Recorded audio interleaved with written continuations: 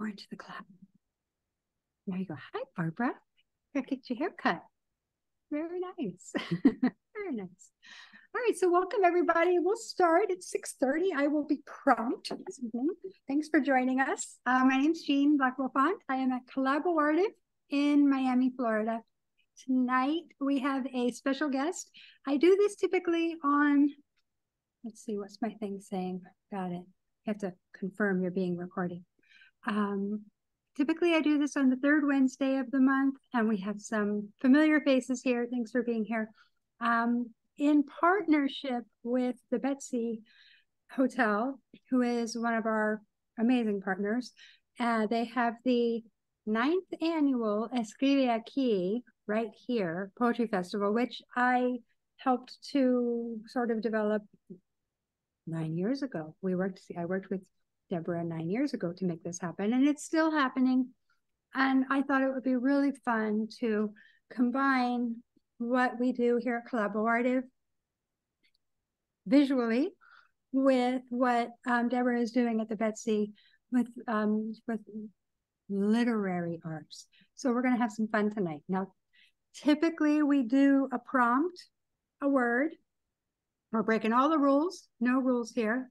As you know, there's no rules, no judgment. Collage is fun. This is an hour of creative play. So that's what we're doing. So those of you who haven't done this before, don't be nervous, don't panic. We're going to follow along. Oh my goodness, here comes Deborah Spurgeon, the other amazing Deborah in my world.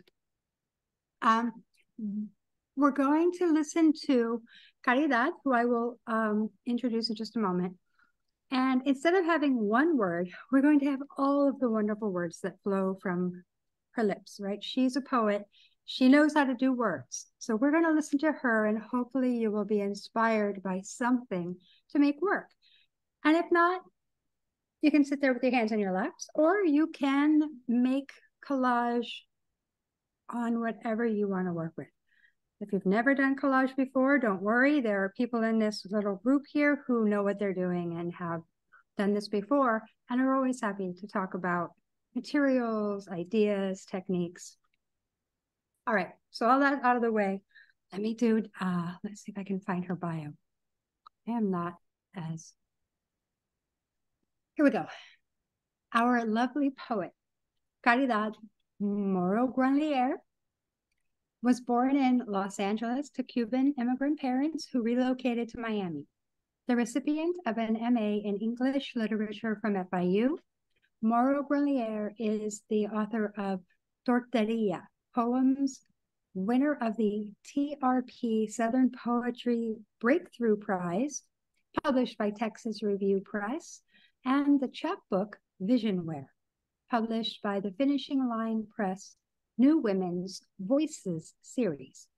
She's contributing editor for Grabbed, Poets and Writers Respond to Sexual Assault, Empowerment and Healing, Beacon Press 2020.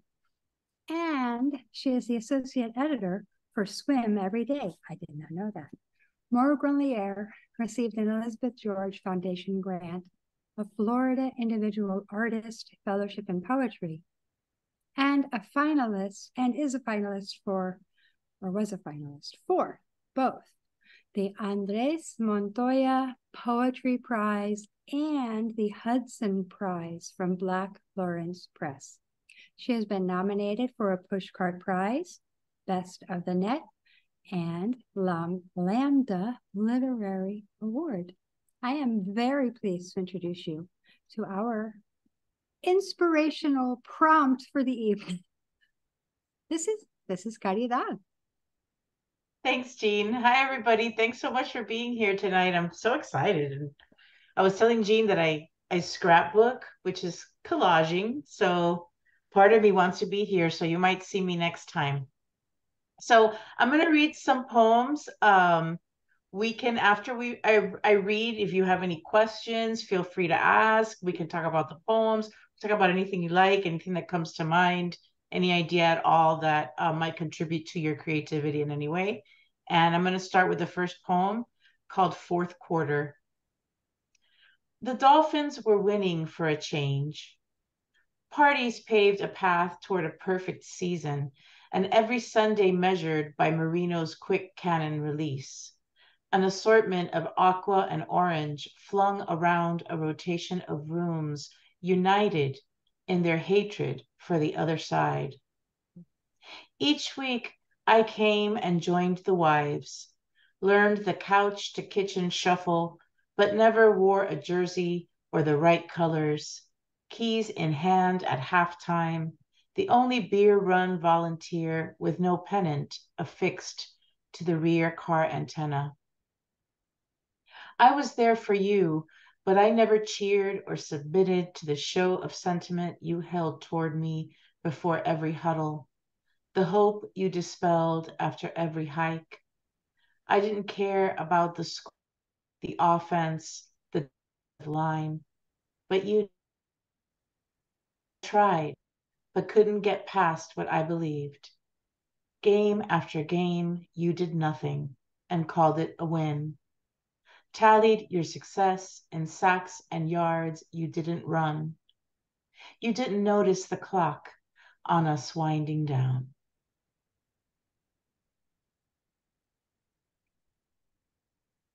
So the next one I'm going to read is very Miami. It was inspired by the Hialeah racetrack. My dad loved to take us to the track when we were kids, my brother and I. So it's a place that's very familiar and quite beloved to me, at least the way it was back then. So if you've ever been to the Hialeah racetrack, this is for her. What you learn at the track. Befriend the stable hand. Yes, he is mud mottled, without silks, no cobalt or chartreuse to be found in the barn, but he will teach you about gradations, carob, umber, gingerbread, stone. He will wave you onto the backstretch, reside in his silence at the rail, watch his favorite 3-year-old go all out on a blowout, a filly certain to break maiden as soon as she sprung from the gate. After the cool down, he will not lay odds, but hands. Run his fingers along the braille of her spine, decode crinkle of snip and stripe, flare of star, ripple and swell of tail of flank, stroke the silken pennants of her ears. Believe him when he tells you she's ready. Place your bet minutes before the race, but be sure you can afford what you put on her, because nothing is certain at the track. No handicap, no program palm slap, no prayer or chant, no shake-up, no curse, no whip, no scrub will coax a front runner that just won't run. Nothing is certain but the promenade home. Washout or winter, the stable is fragrant with oats and molasses.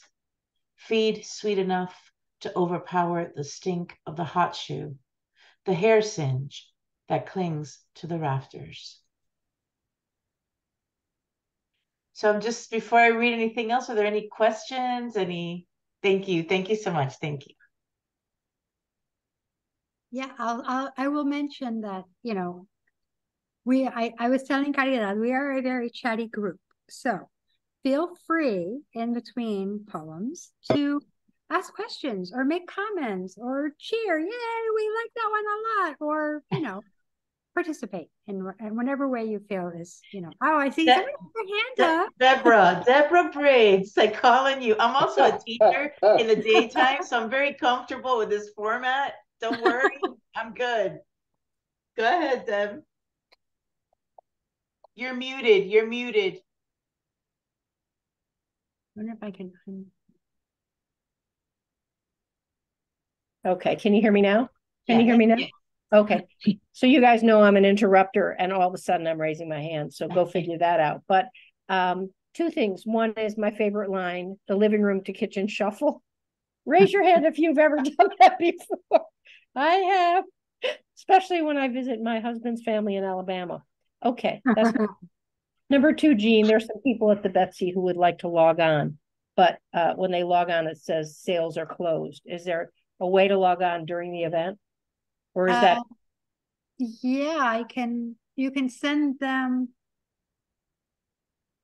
the link.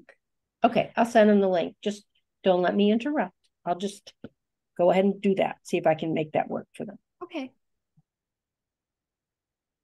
There you go. So can I share my screen?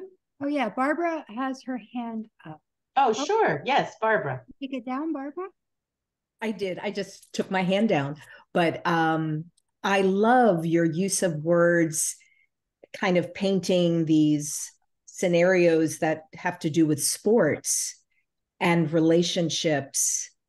It just hit my heart. So I love the storytelling through your poetry. Thank you. Yeah. And then somebody else. Michelle. So I just want to say it's so funny. I was talking about my sister's a writer, and I'm the visual artist now, and we had started out in the other place. And I always wrote very abstracted poetry when I was much younger. And I love the concreteness of what you're really, and then there's this message. It's like you're the urban equivalent of Mary Oliver, if that makes sense. Oh gosh. Observing what you're in, and then you have this beautiful thing to share about it, which I love. Thank you. Thank you so much for that compliment. Mary Oliver is a very big influence on my work. And there was actually somebody on Facebook that was trashing her today, and I was not happy. Wild geese, I think, is the closest thing I've ever carried in my heart to a prayer. So thank you very much for that comparison. Okay, so I'm going to read any other questions. Okay, I'm going to read another one called Uncoupled, and then I'm going to show you a little bit about my structure, because as you mentioned, I am a narrative poet, primarily. But even when I'm trying to break out of the story, I can't. So this is an example of where I kind of use the form of the structure of the poem as a companion to what the poem is actually saying. So, Uncoupled. The morning she flung the earrings she gave me out the door and onto the grass, I dropped to my knees and tried to recover diamonds from a patch of earth, battened down by dirt and rain. When I found one, post and back intact, I saw it as a sign. We too could be saved. We too could regain what we both had discarded. She watched me there, stooped from the search, denim knees besotted with mud, stains I never did get out. And we both know what remains. One widowed earring, waiting to be repurposed, into pendant, stick pin, brooch. But what I can't recall is why I stopped the search before I found what was lost, why I decided I'd had enough, or why she didn't search too. Thank you. I'm going to share this. Can I share the screen? Yes, I think I have to make you like a co-host or something, but I can do that. Okay, just for a minute. Again, because the visual for me is interesting. I try to play with the space on the page. It doesn't come naturally to me. So my forays into changing up my traditional blocky stanzas typically come out of my trying to use it to the advantage of the poem. So, for example,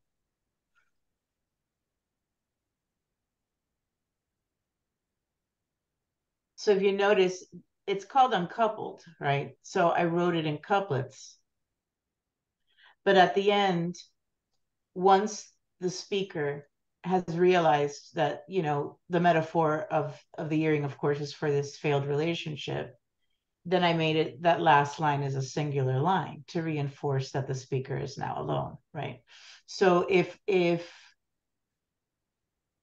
I were teaching this, I would show these are the little sly little Easter eggs that a poet might throw into a poem.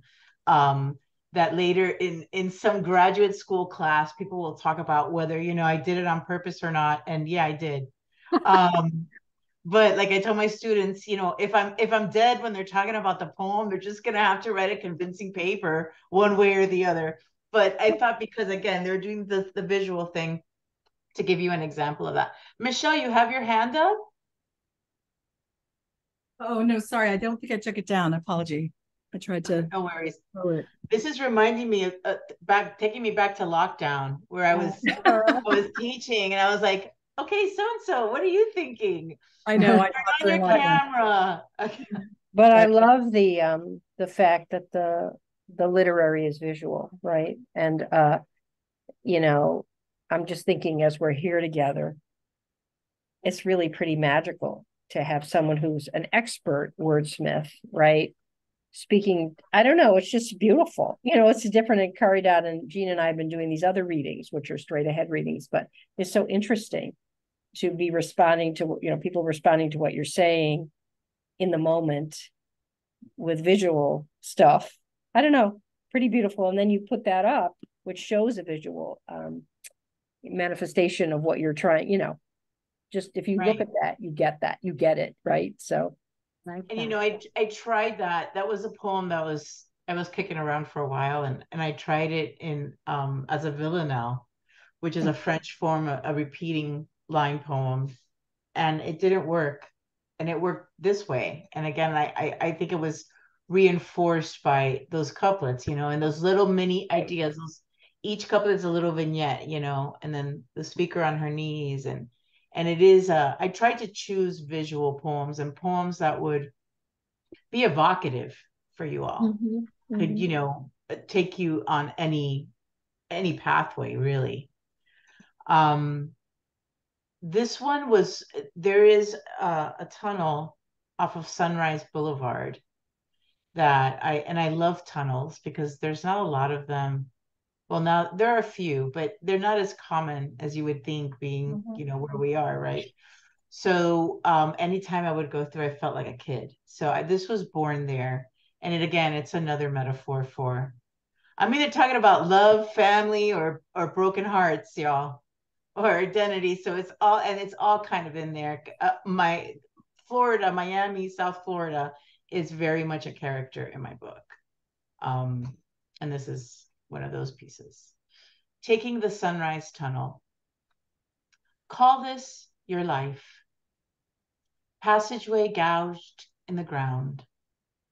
Cylinder burrowed in earth, hollow into which clouds are buried. Listen to the hum as you barrel via concrete. Shrouded water bookended by light. The asphalt has crumbled below the wheels it meant to cushion. No path exists to stop the crack beneath every revolution. The flyover would be faster, but you can't outrun the underpass. You can't ascend the chasm. You can't hold your breath and delve beneath. The only way is through. Through. So, I don't know. Tell me. Can I ask a question? Sure, of course. There was a line you said, call this your life, and then I couldn't retain what came right after that. Passageway gouged in the ground. Yeah. And again, the idea of that tunnel, because this starts as my thinking about what it takes to build a tunnel.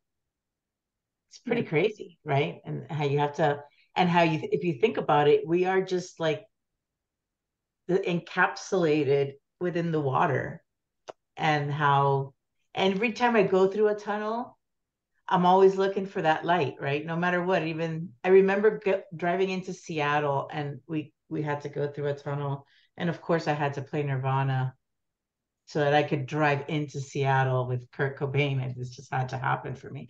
And I remember I filmed it, and as I'm filming it, that experience of I'm happy to be in this tunnel, but I also want to be out of it and driving toward the light, and that becomes this metaphor too for this poem. I think this is This is a survival poem, an acceptance poem. And it's interesting because the book took about 10 years from start to finish, 5 years to write, which I started at the Betsy and I ended at the Betsy, at the writer's room. And then another 5 years sending it out. It was, always the bridesmaid, never the bride. And finally, it was picked up. It was picked up when I gave up on it. I literally told my wife, I'm throwing this manuscript away and I'm just going to write a new one. Because, I could just do that. I could just write a new book. And she said, okay. She said, okay. And an hour later, I got the call that said I had won the contest and they were publishing the book. And then not only was it was published in like record time for publication. I got the call in June 2020 and it was out February 2021. And in publishing, that's like unheard of.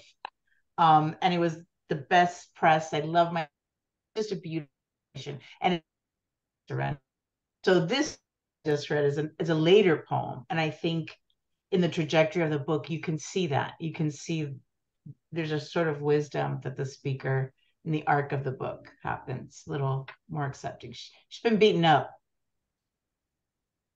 Hence the tunnel. But it's like the tunnel is getting through life. Right. That's exactly right. There's the light at the end of it. Yeah. Mostly. We hope.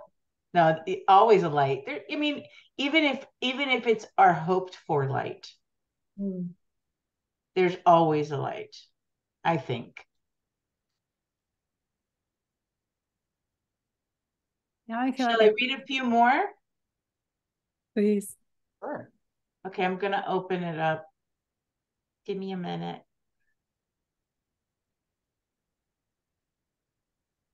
Maybe I'll read some new stuff, actually. I feel like I need to make a tunnel now. I'm not following the prompt, by the way. I love that. Like I said, no rules. Well, I'm using your text and your name, so I hope that's okay. I do have a piece of from a book of Shakespeare. So I'm throwing a little poetry. It's poetry, right?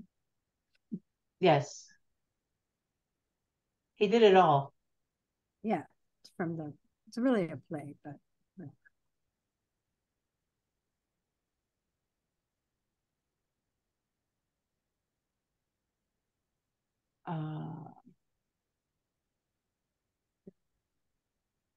So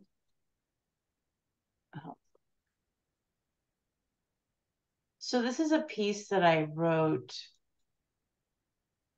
as a reaction piece to the overturning of Roe v. Wade. And political poems are tricky, and I don't really write a lot of political poems, but for me, the political is personal.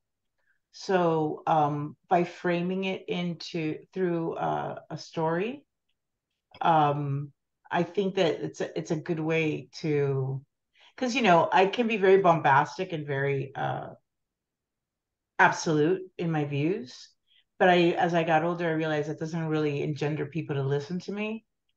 So I found, again, story seems to be a great way to, if not find common ground, perhaps find a common hallway where we can have a little chat. So this is an example of that. And it's called To the Childhood Friend Who Shrugged When Roe v. Wade Was Overturned Because She Claimed to Have No Skin Left in the Game. Wow. You were the girl who leaned against the locked door of a McDonald's bathroom stall. Halfway through a double shift, you picked up for a pregnancy test you couldn't afford after tuition and rent. Your boyfriend, a light switch, off and on and off again. He didn't have a job, and your terror was no small thing. You knew too much about going it alone, living check to check, trying to break a mold too slight to contain the want for a life unlike your mother's, beholden to her husband, your father, a cruel supervisor at the girdle factory, duty-bound, strapped to a kid-ruled life that stopped being her own before it ever began. Your brown polyester uniform pooled on the floor, quivered with the current of your trembling. And even though the tiny window on that plastic stick never did turn pink, we had a plan in case it did. We had choices then, choices that did not include a bassinet. And although I had not yet found myself in the same predicament, I never did forget how cold your hands were as we waited at the sink. I held them in my own, kept you warm with my very skin. Mm. Did you send that to her? Yeah. Good. Beautiful. Thank you. And then, you know, my friend Jen, who's going to read tomorrow, Jen Karetnik, because, you know, we have our little poetry. These are the girls that get the hot off the presses. Tell me what's wrong with it, right? And when I sent them, she loved the title. And for me, it was because I'm menopausal, right? And I remember somebody said to me, well, why are you so upset? You're a lesbian and you're menopausal. You don't have any skin left in the game. And I found that highly offensive, right? So that was my coming off of it, from this place of, well, I'm no longer in, you know, and I fear for an unwanted pregnancy, right? So, but she said to me, this also alludes to miscarriage, the cells of an unwanted pregnancy, your period, just all these different kind of visuals actually that came to me when she said that. And I thought, that's the magic of poetry. And that's, I think, the biggest joy that I get when people see things in my own work that I didn't see. And then I look at it and think, oh, yeah. And wow, to get schooled by someone else on yourself and your choices in your own work. Because when I tell you it's not me writing, I write a lot in first person. I write a lot of autobiographical inspired poems, but they aren't, of course, a nonfiction memoir. But I think that that's the speaker reveals things to the poet that I had not considered. And I imagine it's the same for visual artists, right? You start out with something and then it kind of becomes its own thing. Yeah. If you're lucky. Caridad, I have a question about what it's like to write a book over 10 years. Because, you know, you're contemplating an experience you had, let's say, last year, right? And then 9 years later, you're reading a manuscript that talks, you know, I'm just curious, do you have a inspiration to keep editing a poem because it's not exactly how you feel anymore? Like how you decide that you're capturing that moment in time about that. That's a great question. I tutor a girl who's a poet, a prospective poet, right? Right now she's mostly replicating. She hasn't found her voice. And one of the things that she struggles with is that she always wants to go back to what she wrote a year ago, and she doesn't feel that way anymore, so she wants to change it. And I tell her, don't touch it. Because the poem is a little capsule. It's a little time capsule. And so that's why when you read my book in the beginning, the last poem I wrote at the Betsy is the first poem in the book because it anchors the rest of the book. It explains. The book's title, Tortillera, is a Cuban slur for lesbian. Right. Right. So like if you have no knowledge of that, you're not going to understand, you know, what is she talking about? Is this about a girl who's making tortillas? It was a very valid question. Right. So what I did is that poem becomes a dictionary entry. I took an Oxford, an OED definition, and I queered the format and I defined the word, right? So that's an older poem, but the next poems, those are older. And you can tell in the voice, you can tell in the preoccupation. I'm writing about my parents. I'm writing about, the dissatisfaction of being a young adult, of being a young bride. And yes, sometimes when I was editing the book later in the journey, I'd be like, there's so much I want to do differently here. But other than making it stronger for what it was, nothing really changed. Because then there would be no arc, right? There would be no trajectory for the speaker of the poem. There'd be no growth. So I try now, if it's a bad line break, if I think of a better word, in service to the poem, yes. But I don't go back and edit the experience. I'm also a miner. I'm not like when my heart is broken, I'm not writing poetry. I'm in bed, eating ice cream and suffering. And then later I'm able to go back and mine that.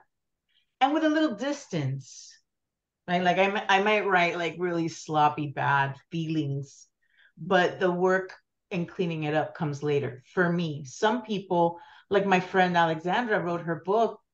Her mother had just died and she wrote it in a mad rush, like within 2 or 3 months.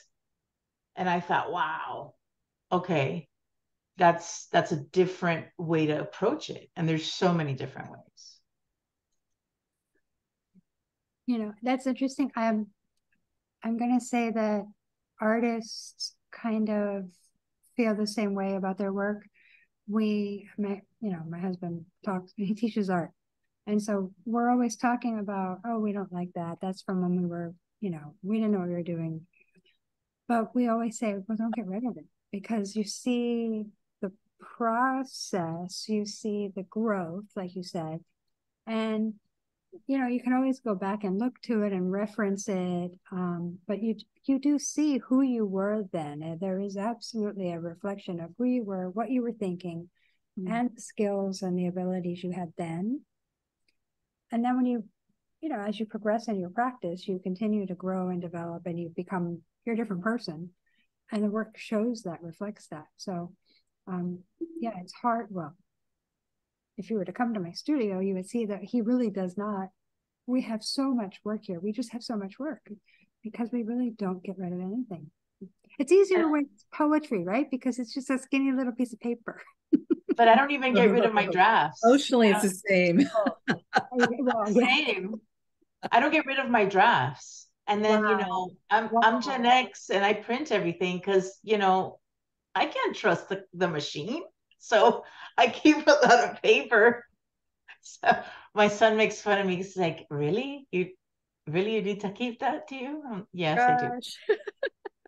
But I wonder if you'll pull out a paper that you've written on and see how you phrased something years ago. And all of a sudden you're looking at it with a change of mindset, or it just takes you right back to that moment. And it's like finding an artifact. You rip something out of a magazine and think, this is a really good image, and you put it away, and then you find it later and it's like, this is just right for what I want to put on this paper. So maybe it's the same with a phrase. It's like, oh my God, look how I captured that a few years back, and I'm going to use it. I can use it. Yeah. It totally is. It totally is. I have a poem that I wrote from Arlene, who asked why I switched teams. And and it came from, literally I reconnected with my friend from high school, and she was like looking at my pictures, and my life had changed a little bit. I wasn't married to a man anymore. And if she has to ask, I'm not sure. You know what I'm saying? Well, but she couldn't see. So I laughed till I cried, because she told her daughter, Ashley, bring me my glasses. Bring me my glasses. I can't believe what I'm looking at here. And my partner at the time was really androgynous, so she thought, I thought you were dating a much younger man. And it was hilarious. So there was that experience, and her asking me, very Miami bro. Why did you switch teams on me? And then there was another story. I had gone to a baby shower. See, now I'm going to have to read this one to you. I had gone to a baby shower, and my friend's husband was opening a bottle of wine. And in a very guy thing to do, he jammed the cork into the wine. And then I was like, don't do that, dude. You're going to, no. And then we had to strain the wine, and it was a whole thing. So I wrote that down because I knew someday I was gonna have the opportunity to read this. So to write about this. It was just, so I'm gonna read that to you.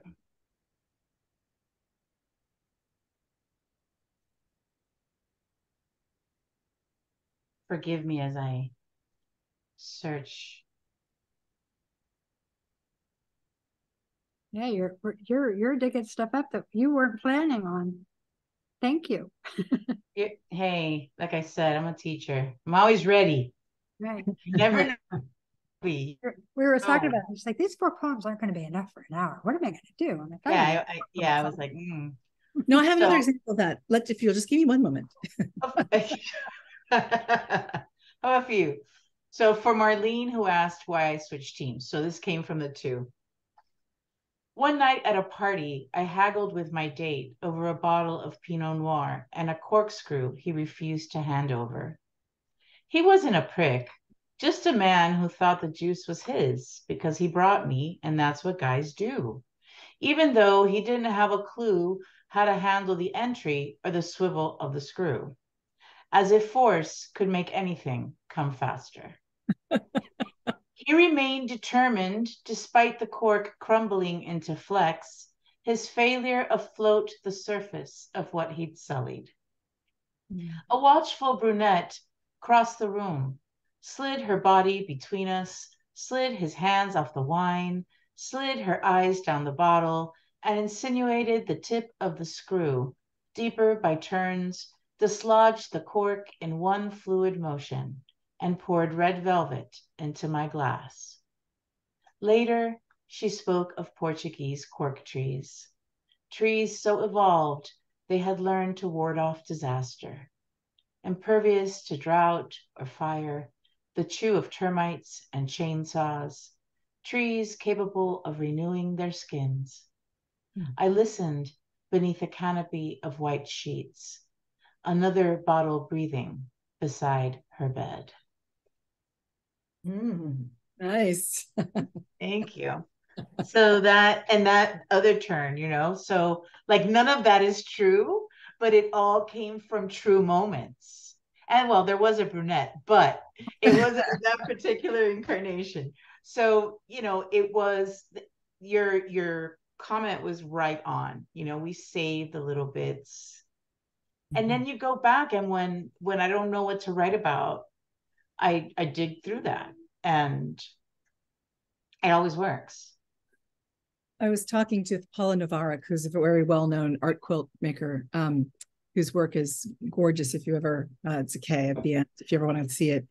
And she works a lot with stitch as line and mark making. And she told me recently that she had taken much of her old work and cut it up and is making it into new things. And the new things are incredible.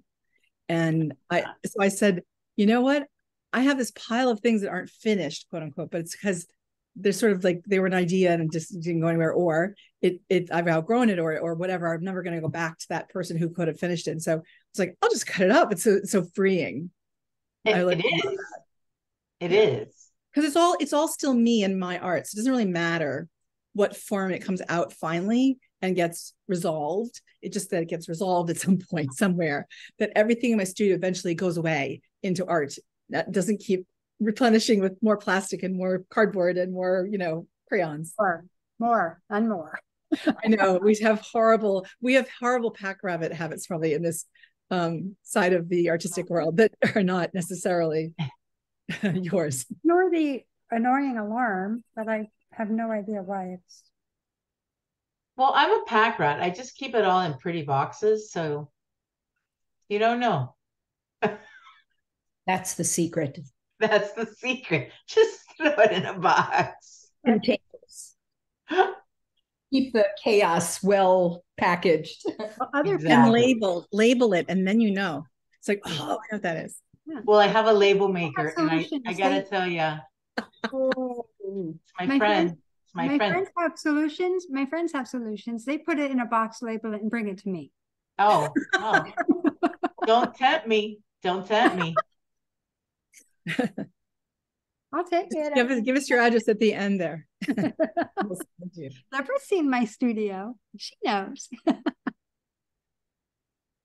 Oh, so this I is think too the focus of things, like the POV changes. Back to like Deb's question too. Like I've been writing about my adolescence, and I found I'm writing in second person, the you, because I am writing about her that is not me anymore.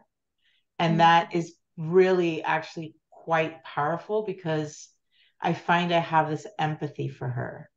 I'm able to write from this place and be honest because it's the remove. So there are a lot of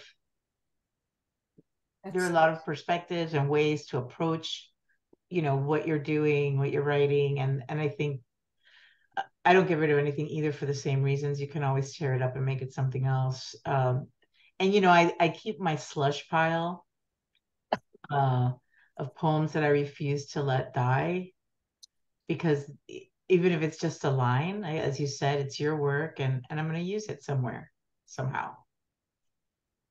So You know what? Sometimes it gets used after you die too. So I'm using my grandmother's pieces, the needlework that they did, and in my work, and their linens and things, because how else is it going? Nobody wants a doily. Like nobody's.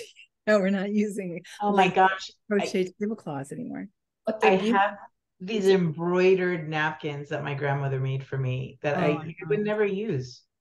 Right. Like I said, nobody wants a doily, but I can't get rid of them. And it's interesting. I come from my great grandmother left Cuba and went to California, and she sewed. She was a seamstress, and I like to say she sewed her family back together and brought her 5 children with their wives and children to this country doing that sewing. So this summer went back to LA and went to the area where she used to go, and it was very powerful. And it was I have some of the things that she made, and that's when I thought about the collaging. Like, wouldn't it be cool to create something with actual the things that she made with her hands and my words? Yeah, Commemorating that. beautiful. That would be beautiful. Yeah, Have you written about the materiality of what your grandmother did, both physically to bring people, but also the work of her hands? It's in progress. That's good. Yeah. Yeah, I'm working. I hate to say memoir because, who am I? But it's a nonfiction account, nonfiction, creative nonfiction. That's what I'm looking for, where it's not, the facts, just the facts, ma'am, but it is inspired, of course, by the lives. And what I'm doing is vignettes of different women in my family. Because I have my grandmother's 96 years old. And if we were to go visit her, she's as clear as a bell. And we have to fight with her not to go to the garden and not, you can't mop the floor. But she's amazing. And even when she's being a pain in my mom's butt, because mostly my mom gets it right. I tell her about Mom, wow, look at her, just her spirit. So they're all getting their due.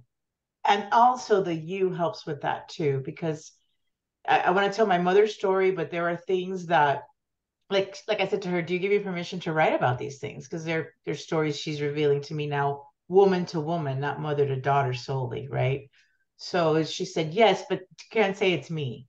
So that's where this whole idea of the point of view shift took hold for me. Because I thought, well, you can use just the you and have them all be in second person, and nobody needs to be named because that doesn't really matter. What matters is the experience and the connecting to the experience. So that's where I am now, and kind of in the second book and in that nonfiction book. Wow. Too bad you have nothing to do, huh, Caridad? Yeah. Read another one, Caridad.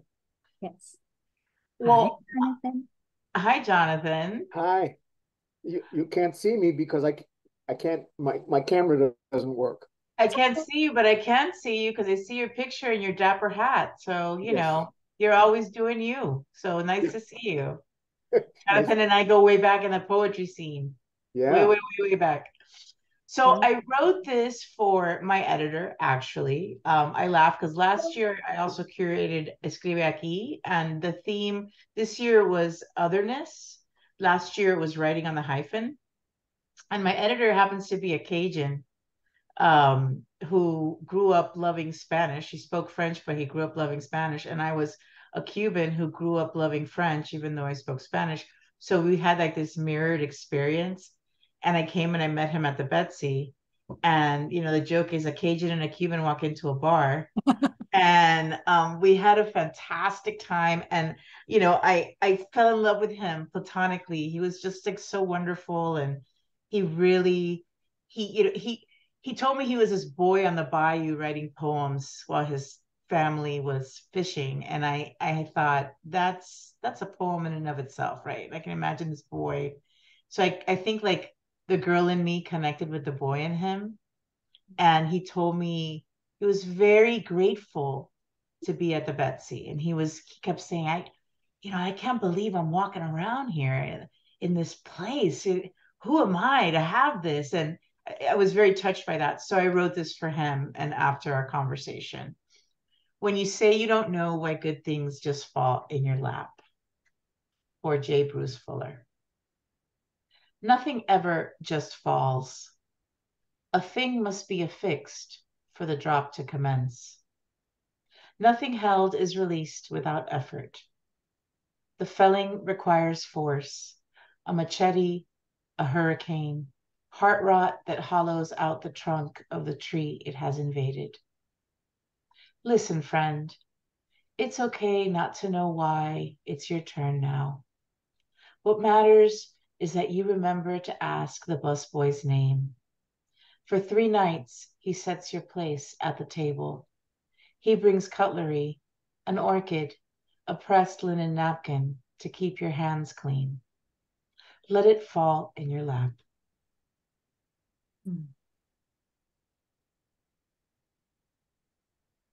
Nice. Thank you. And that I could see the table. And if you haven't been to the Betsy, the staff is unbelievable. And they're all so kind and so, careful and detailed and kind. So when I sent this to Jay, his answer was, thank you. His name was Juan.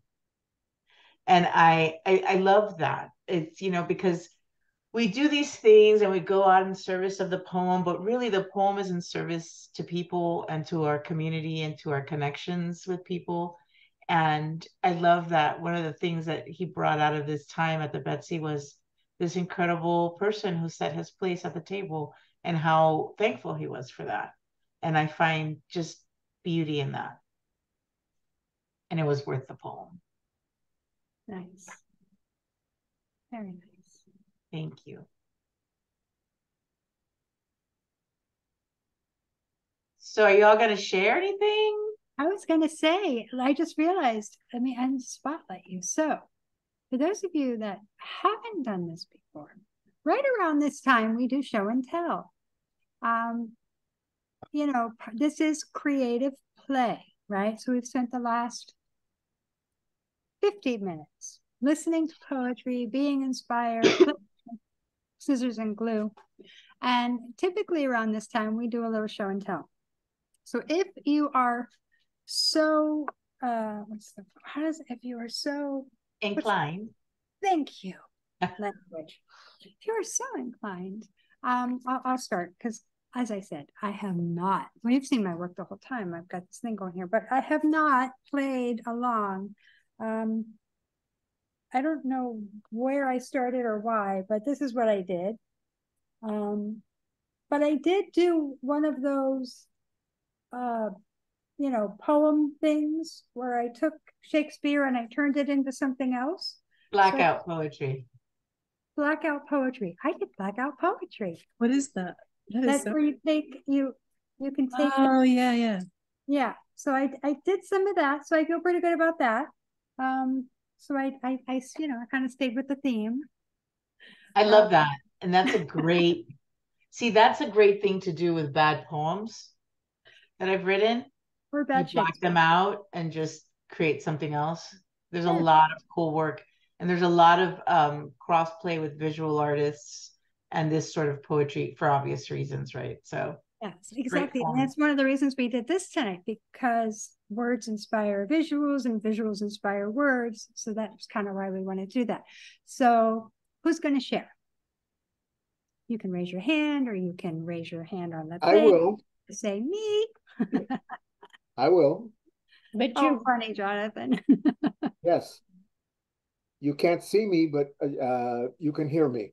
Oh, you wrote a poem. Yes. Yes. It's called The Encyclopedia Lady. In a flush of victory, she perches at the dining room table, gushing, dropping names. Grandmom and Edgar Rice Burroughs watched the attacks on the Navy at Pearl Harbor from his veranda. If there's a bomb with my name on it, well, it's going to find me even in the shelter. Call Shin Edgar. He's the fellow that wrote about Tarzan, pitched right in, dug slit trenches all night. Say, talking about Navy, Daddy was a naval attaché in Berlin from 1935 to 38.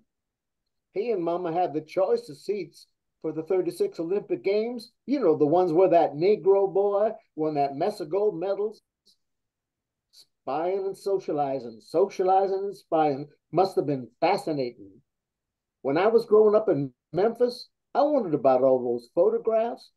There's one of Mama dancing with Marshall Goering, the huge fat man with the always too tight uniform. Then there's this group shot of the Nazi high command to Tina and Al Adolf.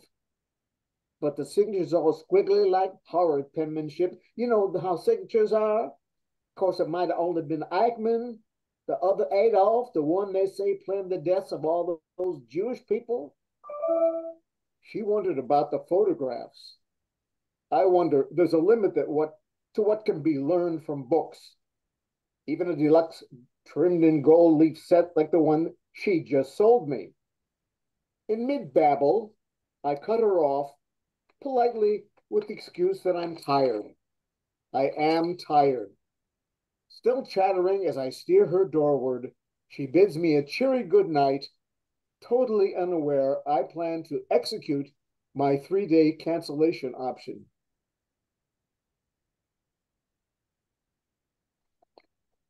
Cute. I like that. Well. Jean, I sent you mine. Muted. I muted. I said, thank you for What? sharing, Jonathan. Thank you. You're welcome. Yes, Deborah, you sent me yours in a text, right? Oh, I can hold it up. Mine is silly because I was never prepared for school. I never had a pencil, you know what I mean? And I didn't raise my hand. So I didn't come prepared tonight. But my grandchild has a studio off my office. So I went in there were Band-Aids in there, a mask, and some greeting cards and stuff. So this is what I made. Can you see? Let's see. Now hold it close to your face. Hold it close to your head, and then because you get the blur. Well, it's a blur. There it is. Right there. There you go. Yes. Okay. So we see it. Yes, we see it. The Band-Aids and the broken heart. And okay. Yes. Mine is an illustration of you see the light at the end of the tunnel? Yes. Yes. And there's a bit of a rainbow there. It's a rainbow tunnel. Yes. I do. I see it. So by the way, these hearts, at one point I made Valentine cards that were never given to anyone. So I ripped them up for my they're on my desk. I'm fairly disorganized. So yes, and And now you see why I'm not a visual artist, but it was fun. That's Anyhow. fantastic. You made work. You used materials. It's found art. I used Band-Aids, an alcohol prep pad. The thing you couldn't see in the corner was an alcohol prep pad, because that was an homage to the shuffle from the kitchen to the living room to the kitchen. I didn't really have dish soap, so. Fantastic. Thank you. Yes, thank you. All right, Michelle, let's go. What do you, let's see what Okay, so I started the night with a little tiny matchbox filled with little sayings from people. Oh. And I had a piece of mixed media paper in my book that had already paint on it. And when you said, call this your life, a passageway gouged underground, I started writing words all over this and then creating this passageway through the middle with the green. And I love that. That's cool. Tree of life and highlighting the words in all of the writing. I love it. I put your name. Cool. And your name is in there a couple times, but that's okay. I saw that. I love that. Yeah, because I have to tribute. I can't just, Oh, that's lovely. You're there with Socrates, Emily Dickinson, the Buddha, Thoreau, Jung, the House of Proverb, and Eleanor Roosevelt. Wow. I love that. And Mary Oliver in the same night. I know. Oh gosh, I should put a geese in there, shouldn't I? Yeah. Right. Okay, Barbara. Barbara's got her hand up. I'll show you mine. Ooh. Oh, wow. That's so beautiful. Whoa. I started thinking about your uncoupled when I got the email. So that's what I came up with. I love it. Yeah. Very nice. Thank you. I'm gonna lower your hand. Thank you. Sorry. I love this. It's so exciting. Good. Let's see. Anybody else? I see Jessica Sue is here, and I think, Riley raised. Okay, excellent. Hi, Riley. Thanks for sharing. Let me find you. I guess you have to start your video. I'm working on it. All right, fantastic. It's not a collage, but no, all good, all good. Ooh, ooh, lovely. Is it ink or pencil? just pencil. Wow. Oh, that was gorgeous. I like it. Really nice. It was from the dollar store. Teacher cards. And I like your mug also. Yeah. Thank you. Thank you. Thank you for sharing. I appreciate that. I love it when you guys share what you've worked on, It's nice to see it. I love to see the hour of inspiration and play. Miss Deborah Spurgeon, are you sharing this evening? You're muted, I think. Bye, Barbara. Thanks for being here. A pleasure. Thank you, Caridad. Bye, Barbara. See you next time. Bye. Thanks so much, Caridad. Barbara, Thank you. Deborah?